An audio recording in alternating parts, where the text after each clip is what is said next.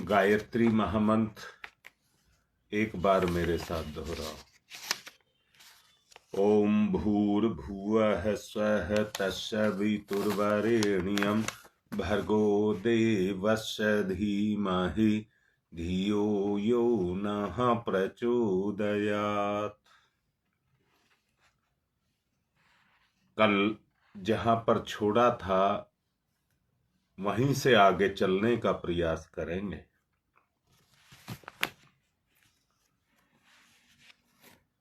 ये संसार है जो भगवान के द्वारा निर्मित किया गया है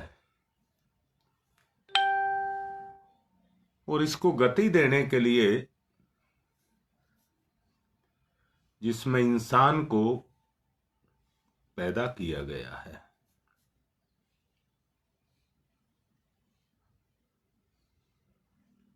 इस दुनिया में सब कुछ है,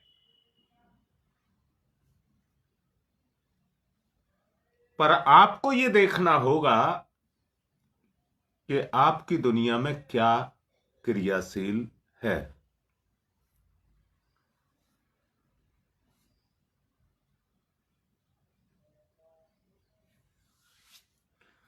चेतनात्मक स्तर पर आपको सोचना होगा, समझना होगा।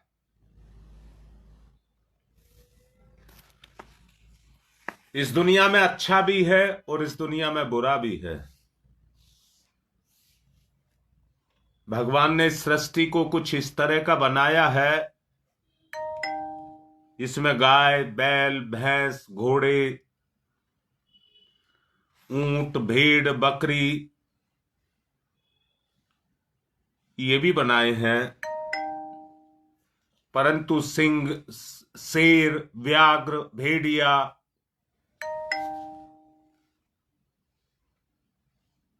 आदि आदि भी बनाए हैं।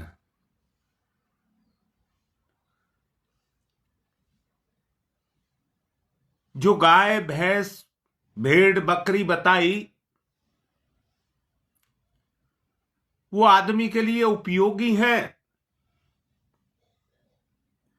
उपयोगी होने के कारण उनको पालता है, परंतु शेर, व्याघ्र, भेड़िया, मगरमच्छ इनको कौन पालता है? इनको तो इसलिए नहीं पालता कि ये व्यक्ति को हानि पहुंचाते हैं। वनस्पतियों में भी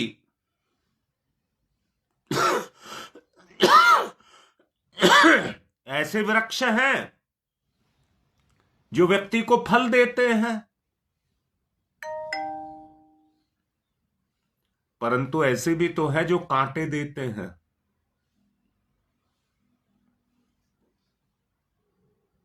इस दुनिया में वो सब चीज है।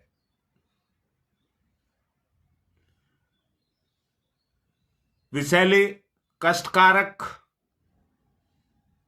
जो हैं उनको ये इंसान नहीं पालता, परंतु जो इसको फल फूल देते हैं उनको ये पालता है।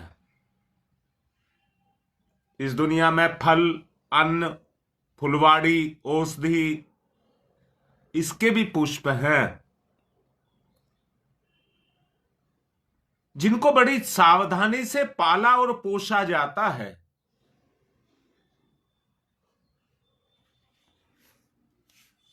अब यहां यह कह दिया जाए तो शायद उचित रहेगा,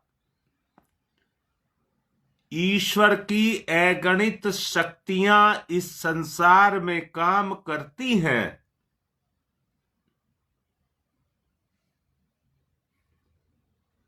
मैं पहले ललिता के कल के एक सवाल का जवाब देना चाहूंगा, फिर आगे बढ़ूंगा।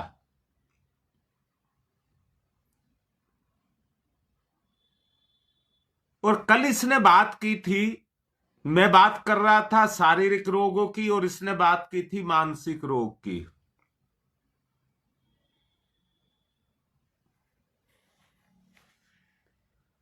तो ये सब मन में बैठा लेना,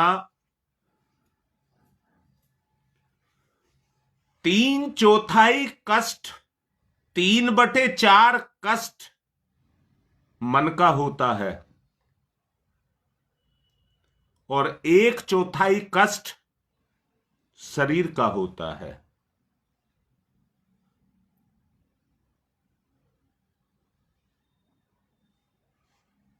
बेटा दोबारा से समझ लेना इस बात को, दुख जितना भी है,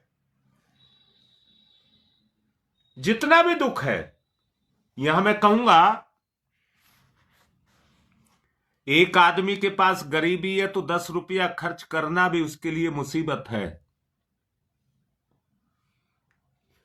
एक आदमी, दुख की बात कह रहा हूं, दुख को देखना, एक आदमी को 10 रुपए खर्च करने में जितना दुख होता है, पैसे वाले को लाखों रुपए दुख खर्च करने में दुख होता है।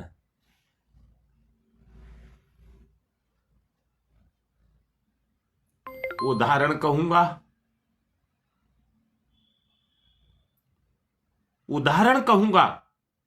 उदाहरण ये कहूंगा,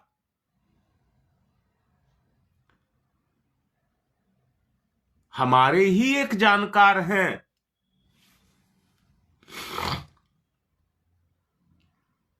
उनके यहां बच्चा हुआ था, उसका एक फंक्शन था कुआं पूजन का।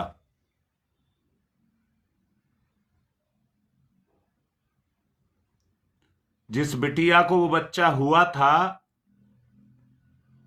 वो अपने शरीर के मेकअप पर 1 लाख रुपए, शरीर सजाने के लिए 1 लाख रुपए दे आई और किसी को कोई फर्क नहीं पड़ा, जबकि वो शोभा बहुत आवश्यक नहीं थी, जिंदगी की जरूरत नहीं थी।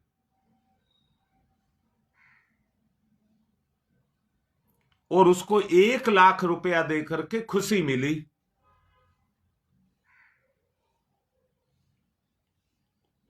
जबकि एक परिवार जो साधारण या उससे नीचे होता तो 1 रुपया भी खर्च नहीं करता, वो साधारण होता तो 5, 7, 10 हजार रुपया खर्च कर देता, क्योंकि पता है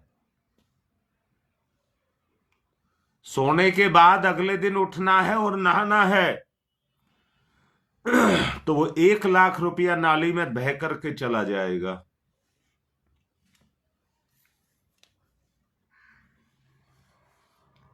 मैं मूल बात पर आता हूं जो मैंने अभी कहा,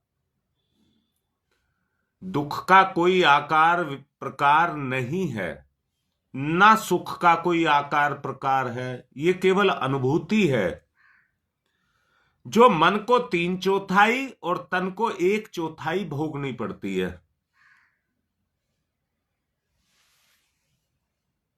ये ललिता बेटी तेरी बात का, तेरा जो सवाल था उसका उत्तर है। अब यहां मैं एक बात कहूंगा, ईश्वर की 2 प्रकार की शक्तियां हैं, कुछ दिखाई देती हैं और कुछ दिखाई नहीं देती।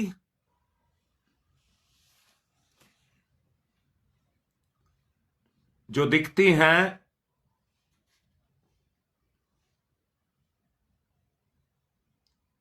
उनको हम शरीर से काम ले लेते हैं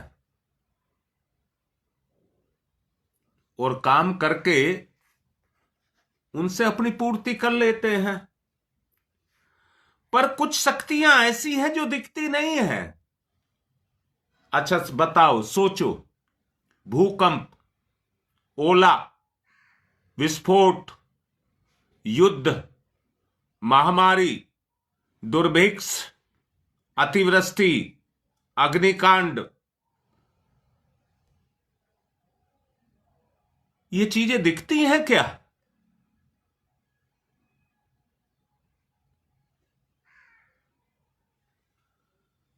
हाँ बेटा, पर मैंने जो अभी बातें कही बेटा, मुझे एक बात मैंने फिर से कह रहा हूं, अतिवृष्टि, अनावृष्टि, ओलावृष्टि, सूखा, ये जो पड़ते हैं, ये दिखाई तो देते हैं, पर ये कहां से आए? भूकंप, भूकंप आया, कहां से आया, क्यों आया, ये तो नहीं दिखता किसी को।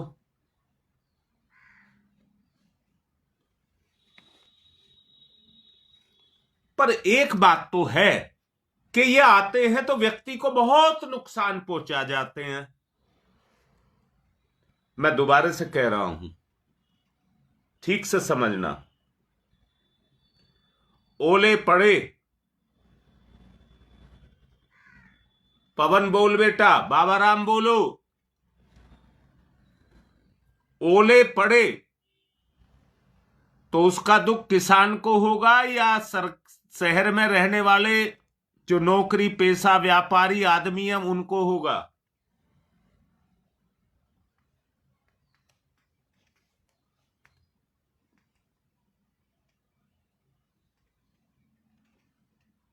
अतिवृष्टि हुई, भूकंप आया,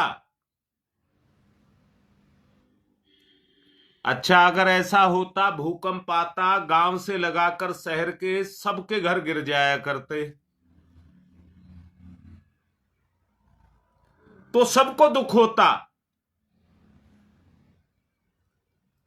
पर भूकंप आया, भूकंप आया और किसी का घर नहीं गिरा, तो ये सूचना तो बन गई कि भूकंप आया, पर दुख तो नहीं हुआ। दुख तो नहीं हुआ ना। तो कुछ चीजें ऐसी हैं,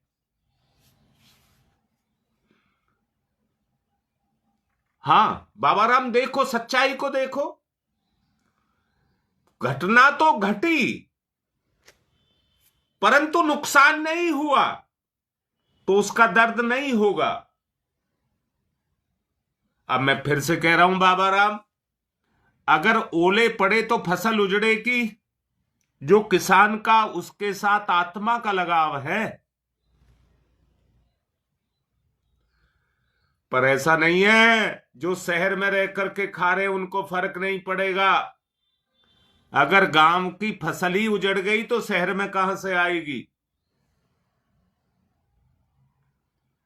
परंतु यहां पर स्थिति दो तरह की हो गई। एक को वो दुख प्रत्यक्ष दिख रहा है और दूसरे को वो जब दिखाई देगा जब उसे ज्यादा पैसे खर्च करके वो चीज खरीदनी पड़ेगी।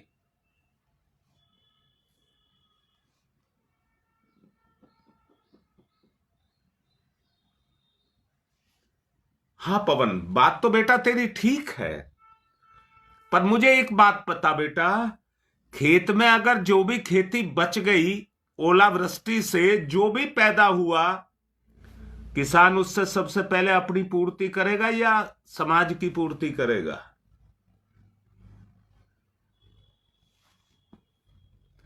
किसान पहले तो अपने बच्चों को देखेगा ना। उस समय पर शहर में रहने वाले व्यक्ति को वो दुख नहीं होगा। किसान को तो तुरंत होगा, परंतु वो तिल तिल करके फिर मरेगा। जब समाज में वही चीज ही नहीं मिलेगी, उपयोग के लिए उसे वस्तु ही नहीं मिलेगी, तो उसको दुख आगे सताएगा। जी शकुंतला, यही बात कह रहा हूं। जब ये सुख या दुख सबको एक समान महसूस होने लग जाए,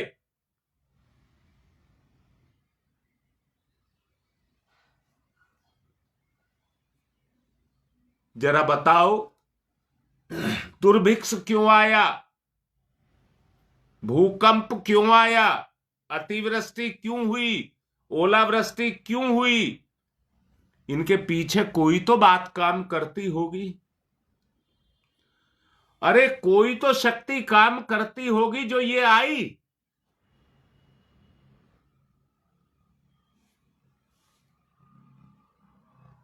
मैंने शुरू में बताया,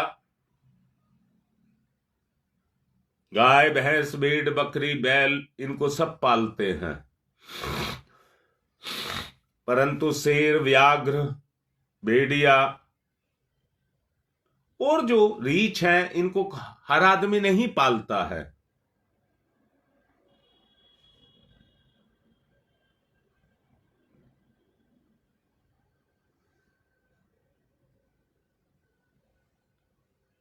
अब मैं ये कह रहा हूं बेटा, इनमें भी कुछ चीजें ऐसी हैं, ये तो जो आपकी पकड़ और अनुभव में आती हैं, पर बहुत सी चीजें ऐसी हैं जो आपके पकड़ में नहीं आती हैं। क्या वो शक्तियां नहीं हैं? दोबारा बोलता हूं, समाज में एक संतुलन बना रहे और संतुलन के साथ आदमी को यह दिखाई दे, जैसे मैं उदाहरण दूंगा, बाबा राम बताओ, टिड्डियों का दल के दल आ गए, तो कौन किसान ऐसा जिसको ये नहीं दिखाई देगा कि मेरी फसल को खाएंगे अब ये?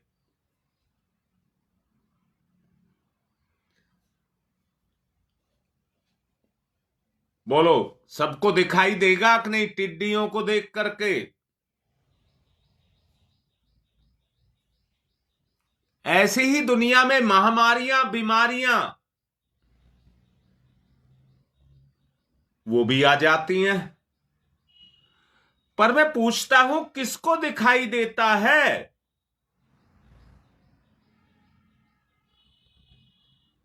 बेटा बताओ, किसको दिखता है? आदमी केवल ये सोच रहा है मैं बचा रहूं।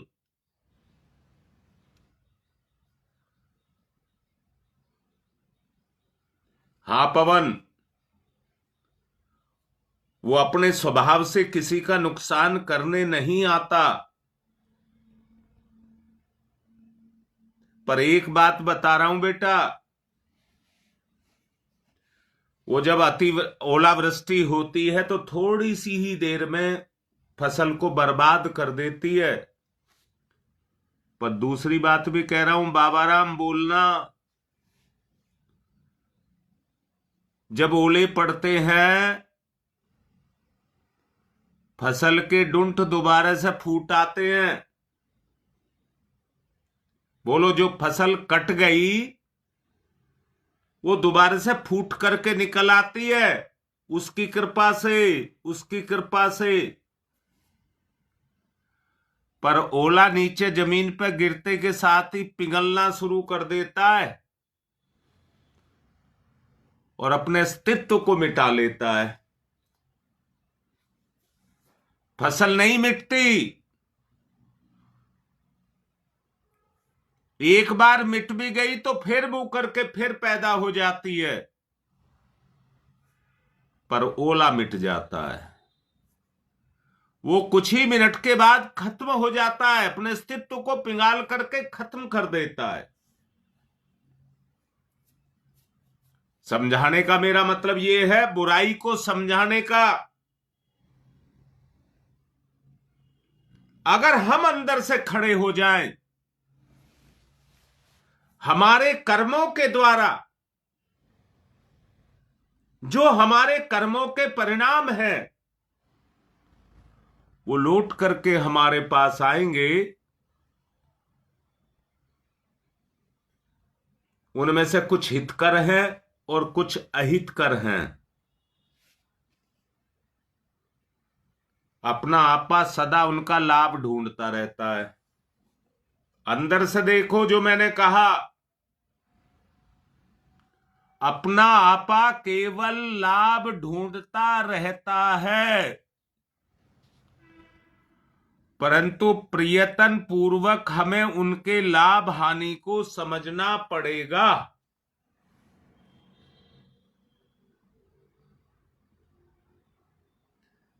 बोलो भाई। सुख पाकर के हम अपने लिए दुख खड़ा कर लेते हैं कि नहीं करते? बस अंतर हमारी समझ का रहता है। हम तात्कालिक सुख को पाना चाहते हैं, सर्वदा संपूर्ण जीवन के सुख को नहीं पाना चाहते। और अधिक से अधिक पाना सुख को, सांसारिक सुख को, शारीरिक सुख को अधिक से अधिक पाना चाहते हैं। बात समझ आ रही है? 1/4 की पूर्ति की बात कर रहा हूं मैं। मानसिक की बात नहीं कर रहा, शारीरिक की कर रहा हूं। उस शारीरिक सुख को पाने के लिए मन धरती आसमान एक कर देता है, उस सुख को देने के लिए एक कर देता है।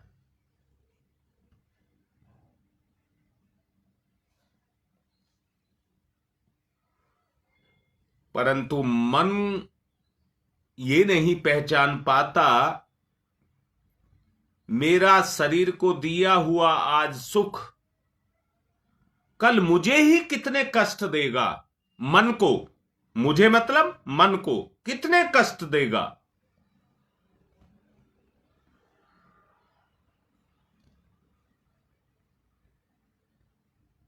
मैंने अभी कहा गाय, घोड़े, खनिज पदार्थ, औषधि वगैरह, फल वगैरह,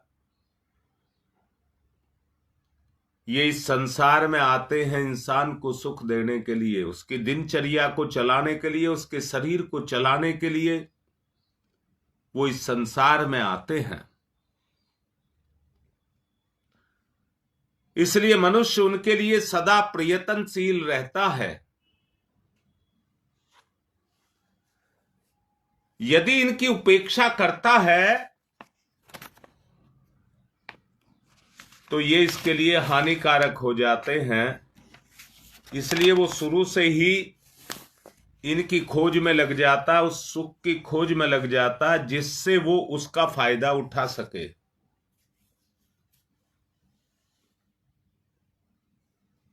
परंतु सच बताओ, क्या उनमें उलझा नहीं रहता? क्या उनमें अपनी सोच के द्वारा उसमें उलझा रहता है कि नहीं उलझा रहता?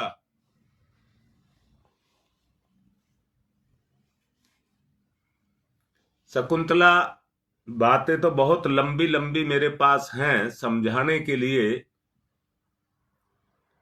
पर सबसे पहले मैं इस बात पर आना चाहूंगा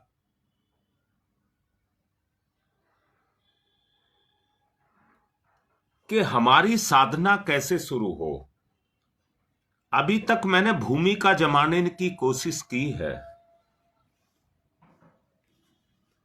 आज मेरा मन ये है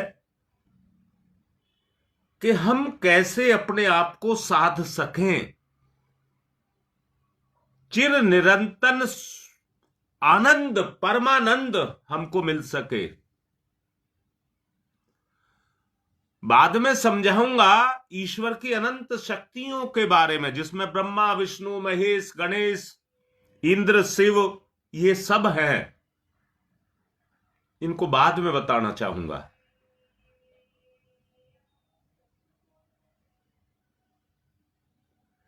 पहले मैं चाहता हूं कि साधना शुरू हो जाए हमारी।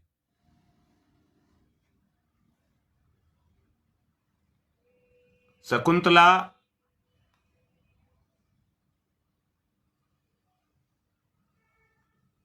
और सुदेश दोनों बड़ी हैं उम्र में। भगवान ने स्त्री और पुरुष एक ही चीज को दो भाग में तोड़ दिया। स्त्री की अपनी प्रधानताएं हैं, अपनी विशेषताएं हैं, पुरुष की अपनी प्रधानताएं और अपनी विशेषताएं हैं।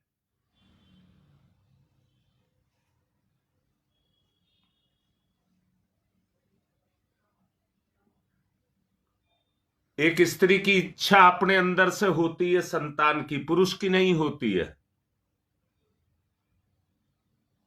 पुरुष की संतान की इच्छा नहीं होती है, स्त्री की संतान की इच्छा होती है, वो कामना करती है। बोलिए, इतनी बात ठीक है? समझ आ रही है?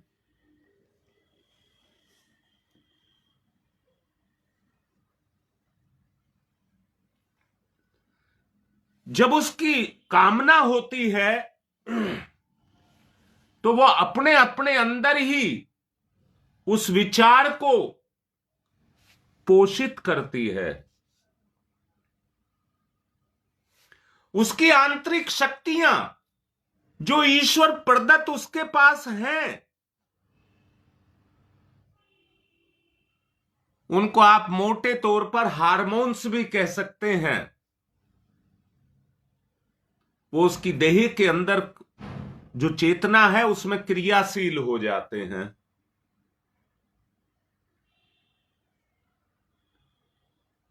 वो शक्ति उसके अंदर उन क्षमताओं को जगाती है जिससे वो संतान को वर्ण करके उसका पालन, निर्माण, वो सारी क्रियाएं करने लग जाती है। अब यहां पर एक बात कहूंगा, बहुत अच्छे से समझने की आवश्यकता है। जब एक स्त्री को संतान गर्भ में मिल जाती है तो वो उसका पोषण करना शुरू कर देती है, पर मन से इच्छा करने लग जाती है।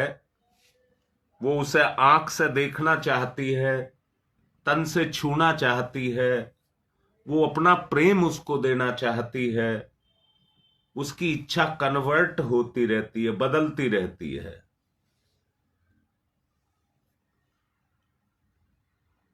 जब बच्चा पैदा होकर के उसकी गोद में आ जाता है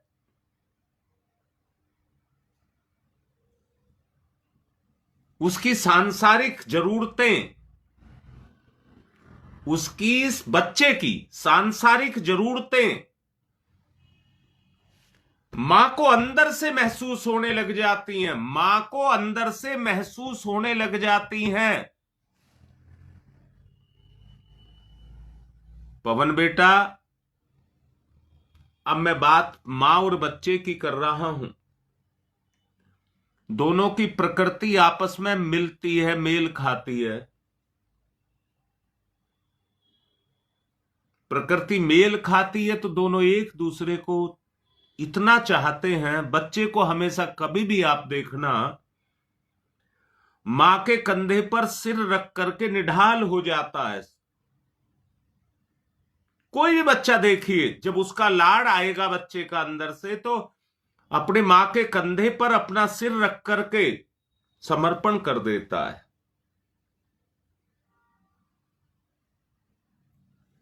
ये सब मेरा समझाने का एक ही मतलब है,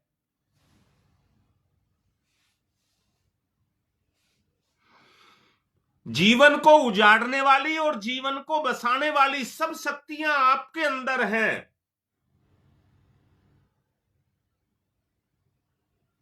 सभी शक्तियां आपके शरीर में निवास करती हैं। मैंने बहुत पहले एक बात बताई थी, भगवान ने जब संसार का निर्माण करके इंसान का निर्माण कर दिया तो भगवान को अपनी चिंता हुई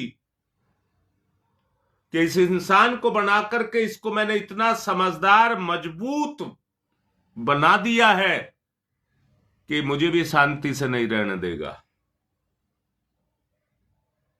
भगवान ने अपने आप को सुरक्षित करने के लिए इस इंसान के अंदर ही अपना निवास कर दिया। ढूंढता रहे, मुझे कहां ढूंढेगा, मैं बाहर नहीं हूं, तेरे ही अंदर हूं।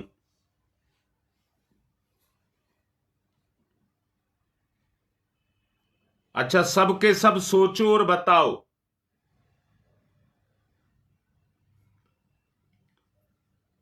सुख हमारे अंदर है और सुख लेने के साधन बाहर हैं। सुख को अंदर से लेते हैं या बाहर से लेते हैं?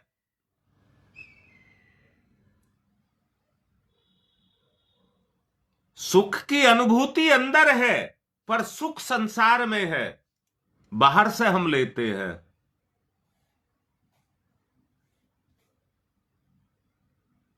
दुख भी हम बाहर से ही पूरे हटाते हैं।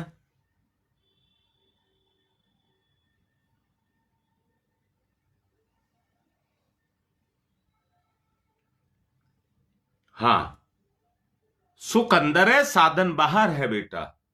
सविता, सुख अंदर है, साधन बाहर है। बोलिए, इतनी बात समझ आ रही है नहीं आ रही?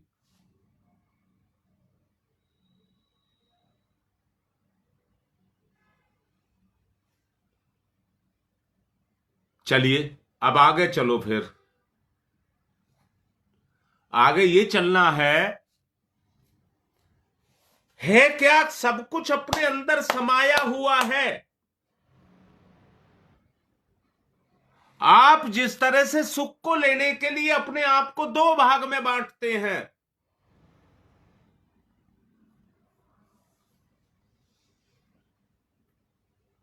मैंने अभी कहा था कुछ बातें मैं बाद में समझाऊंगा, क्योंकि मैं साधना पर आने में देर नहीं करना चाहता। मैं साधना पर ज्यादा जोर दे रहा हूं, और ये दे रहा हूं कि जल्दी से वो साधना हमारी शुरू हो जाए, नहीं तो समय पूरा हो जाता है।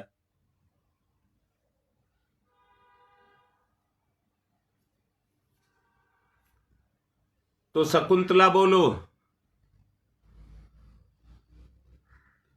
मां बच्चे को कोख में रख करके ज्यादा अच्छा मानती है या गोद में रख करके अच्छा मानती है?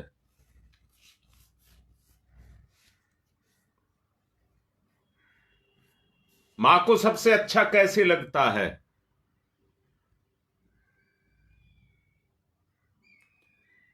आप भी एक मां हैं, पैदा करने वाली, चाहे पुरुष है चाहे स्त्री है। जो पैदा करता है वो मां।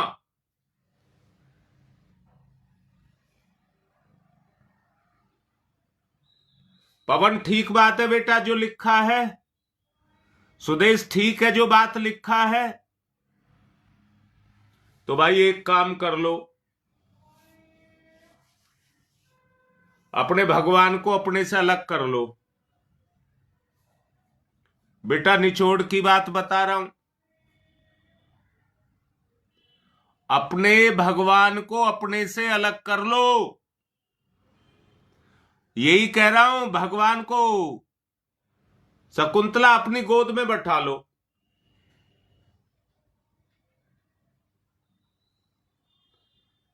ज्यादा देर ना लगा करके, क्योंकि समय बड़ी तेजी से बढ़ रहा है,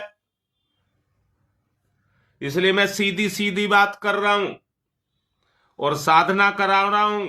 मेरे साथ करिए, करके दिखा रहा हूं, करिए मेरे साथ, परंतु ऐसे ही करनी है।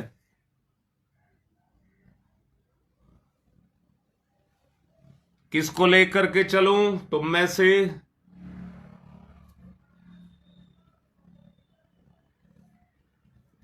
पवन, तुम कहो चलो बेटा, मेरे साथ चलो, मैं तुम्हारा नाम ले रहा हूं। सब अपना अपना नाम लेंगे, अपने को अपने से अलग करेंगे। पवन बोलो बेटा, अपने आप मन ही मन बोलो, पवन अच्छा है। बोलो सब। मैं पवन का नाम लूंगा, तुम अपना नाम लो। पवन अच्छा है। पवन का सब नाम नहीं लेंगे, पवन का मैं लूंगा। पवन, तुम भी अपना नाम लो बेटा, पवन अच्छा है। फिर बोलो, पवन अच्छा है। पवन अच्छा है। एक भेद पता लगेगा, कुछ अंदर हो रहा होगा।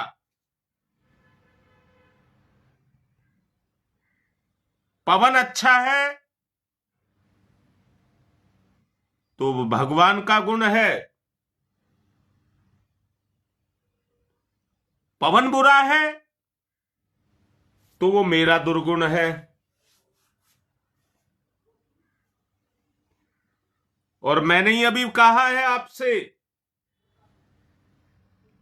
हर अच्छाई बुराई में मन का 3/4 भाग होता है। शरीर का 1/4 भाग होता है।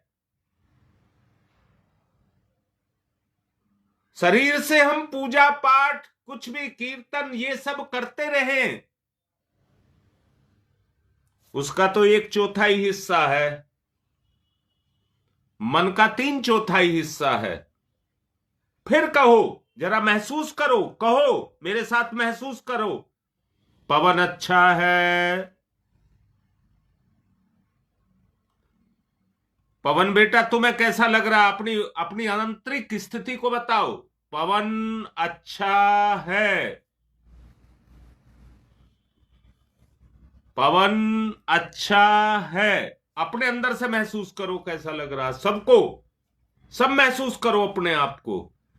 अपने को अपने से अलग किया है।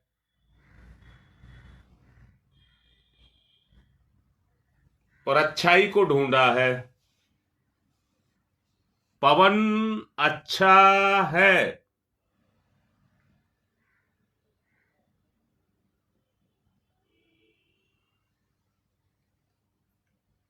एक परिवर्तन हृदय से आपको दिखाई देगा।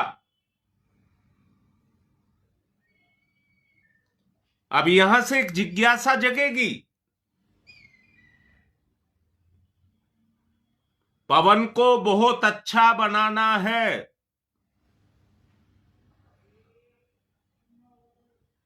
नहीं बेटा, सविता नहीं, तुम कहो सविता अच्छी है।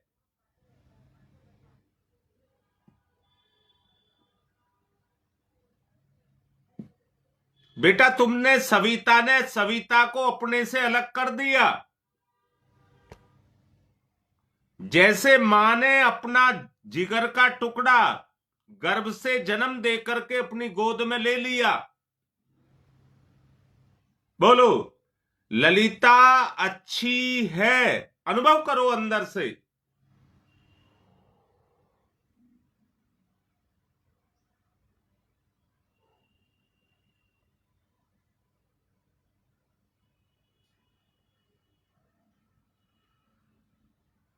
हाँ सुदेश,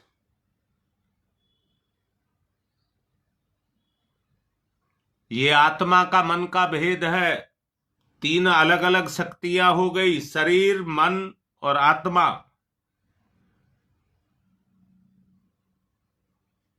मुझे सुदेश को बहुत अच्छा बनाना है। कौन बोल रहा है?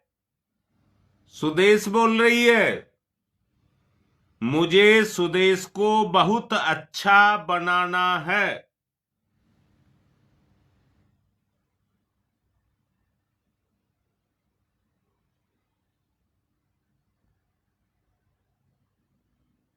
मुझे ललिता को बहुत अच्छा बनाना है।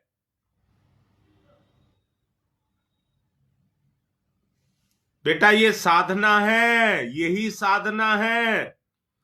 आपकी प्रार्थना इसमें लग जाए बस। मुझे ललिता को बहुत अच्छा बनाना है, ये मेरा कर्तव्य है।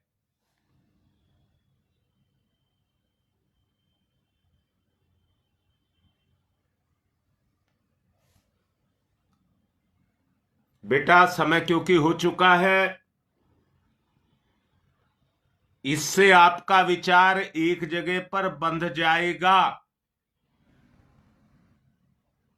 विचार एक जगह पे बंध जाएगा तो कामनाएं जो आप जप करते हैं वो आपको भटकाती रहती हैं। आपका लक्ष्य बन जाएगा तो भटकाव दूर हो जाएगा।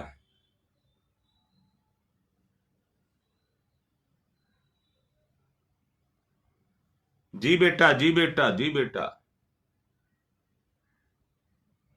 बस इसी को साधना बना लीजिए। मुझे सविता को बहुत अच्छा बनाना है। बोलिए, दोष दुर्गुण मिटने लगे कि नहीं यहीं से? मुझे सविता को बहुत अच्छा बनाना है।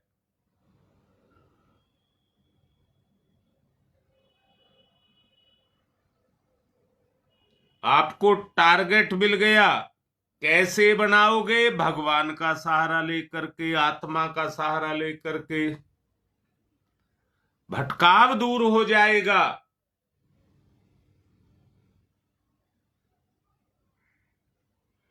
मुझे योगेश को बहुत अच्छा बनाना है।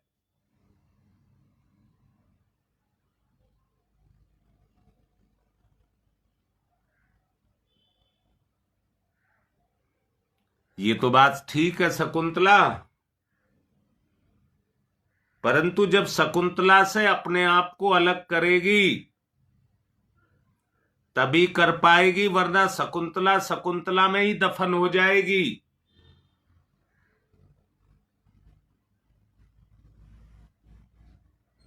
मैं शकुंतला नहीं हूं, मुझे शकुंतला को बहुत अच्छा बनाना है।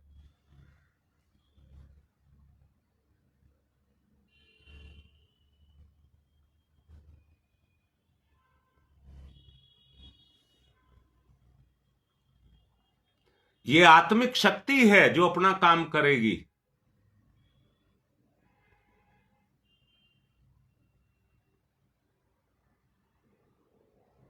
कल आगे समझाऊंगा, मेरे साथ चलें। यही भाव रखना, मुझे शकुंतला को बहुत अच्छा बनाना है। भाव यही रहे और मेरे साथ चलिए। ओम भूर्भुवः स्वः तत्सवितुर्वरेण्यं भर्गो देवस्य धीमहि धियो यो नः प्रचोदयात्। अब देखो जरा भटक रहा है क्या? ओम भूर्भुवः स्वः तत्सवितुर्वरेण्यं भर्गो देवस्य धीमहि धियो यो नः प्रचोदयात्। ओम भूर्भुवः स्वः तत्सवितुर्वरेण्यं भर्गो देवस्य धीमहि धियो यो नः प्रचोदयात्। ओम भूर्भुवः स्वः तत्सवितुर्वरेण्यं भर्गो देवस्य धीमहि धियो यो नः प्रचोदयात्। ओम भूर्भुवः स्वः तत्सवितुर्वरेण्यं भर्गो देवस्य धीमहि धियो यो नः प्रचोदयात्। ओम भूर्भुवः स्वः तत्सवितुर्वरेण्यं भर्गो देवस्य धीमहि धियो यो नः प्रचोदयात्। ओम भूर्भुवः स्वः तत्सवितुर्वरेण्यं भर्गो देवस्य धीमहि धियो यो नः प्रचोदयात्। स्वाहा। इदं गायत्रे इदं नमः। ओम भूर्भुवः स्वः तत्सवितुर्वरेण्यं भर्गो देवस्य धीमहि धियो यो नः प्रचोदयात्। ओम भूर्भुवः स्वः तत्सवितुर्वरेण्यं भर्गो देवस्य धीमहि धियो यो नः प्रचोदयात्। ओम भूर्भुवः स्वः तत्सवितुर्वरेण्यं भर्गो देवस्य धीमहि धियो यो नः प्रचोदयात्। ओम भूर्भुवः स्वः तत्सवितुर्वरेण्यं भर्गो देवस्य धीमहि धियो यो नः प्रचोदयात्।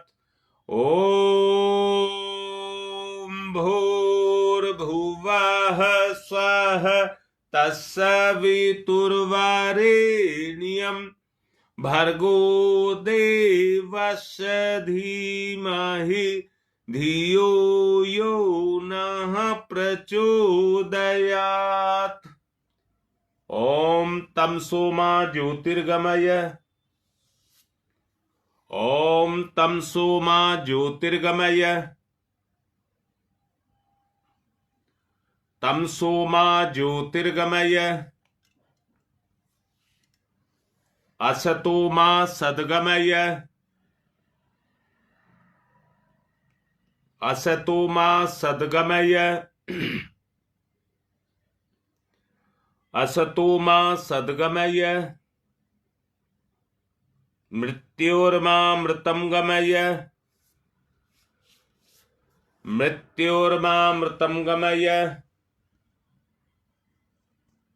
मृत्योर्मा मृतं गमय। तम सोमा तम सोमा तम सोमा ज्योतिर्गमय ज्योतिर्गमय ज्योतिर्गमय।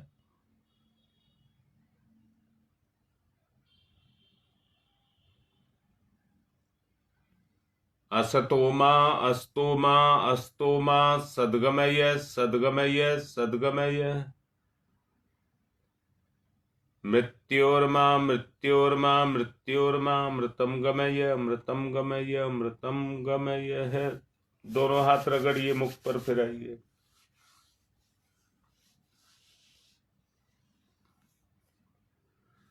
अपने उद्धार की बात सोचिए। शायद बहुत कुछ सोच समझ करके ये रास्ता आपको बताया गया है जो आपको भटकाव से बचाएगा। करके देखना। आज की बात को यहीं पूर्ण कर रहा हूं।